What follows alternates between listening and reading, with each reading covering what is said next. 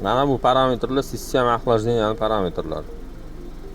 Bu Monza avtomobilini buruch turbina motorligini sistema охлаждения parametrlari. Monzalarda juda baland yuradi temperatura охлаждаshi.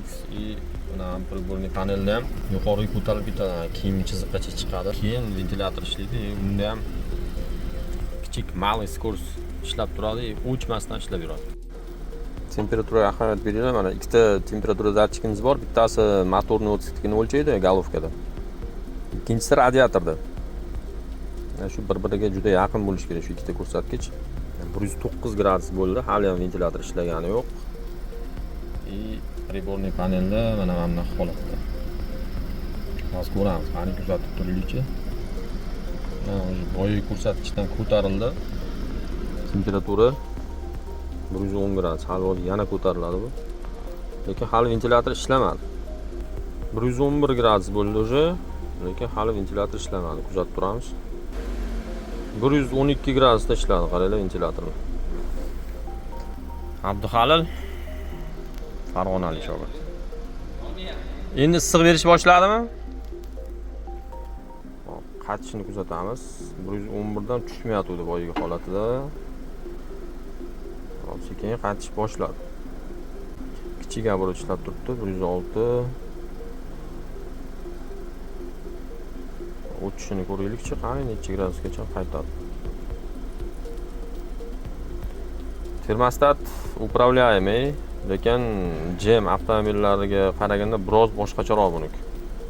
Lekin uni ham boshqarsa bo'ladi, ya'ni kontroller orqali. Programmaviy обеспечение orqali. Yo'q, yana ko'tarilish boshladi. Demak, bu nuqsonni biz hal qilamiz. Bo'lgan holatini bitta video qilib o'taman. Kuzatib borsanglar, hammalarga manfaatli bo'ladi, Monzachilarga. Ventilyator muammosi bilan, ya'ni sovutish sistemasini kamchiligi bilan, nuqsoni bilan kelgan Monzamiz ishi bitdi. Bitta ko'rsatib beraman, temperatura qanaqa bo'lishi kerak. Oldingi holatdagisini video boshida ko'rdinglar. Endi ish bitgandan keyingi holatini ham bitta ko'rib o'tamiz hozir. Boya holatini ko'rgan bo'lsanglar, ikkita temperatura bir-biridan ancha uzoq edi. 112 gradus temperatura bo'lgan taqdirda ham pastdagi radiator temperaturasi juda past edi. Aynan shu nuqson bo'yicha juda ko'pchilik motor almashtirganlar bor. Даже 2-3 martalab motor qo'yishgan. Unaqa qilish shart emas. Mana bizga olib kelsanglar, programmaviy настройкаларni hammasini idealniy qilib beramiz. Mashina chiroyli TIX sistema охлажденияsi ham va boshqa joylari ham idealniy ishlashni boshlaydi. Juda ko'pchilik Monzada shu muammo bor. Termostat almashtirasizlar, sistema охлаждениyaning shu yo'ligini almashtirasizlar, bir xil pompalagacha almashtirgan. Lekin bu muammoni yechimi bo'lgani yo'q ko'pchilikda. Bizga olib kelsanglar, bitta programmaviy обеспечение bilan ishini hal qilib beramiz. Chotga ishlaydigan bo'ladi.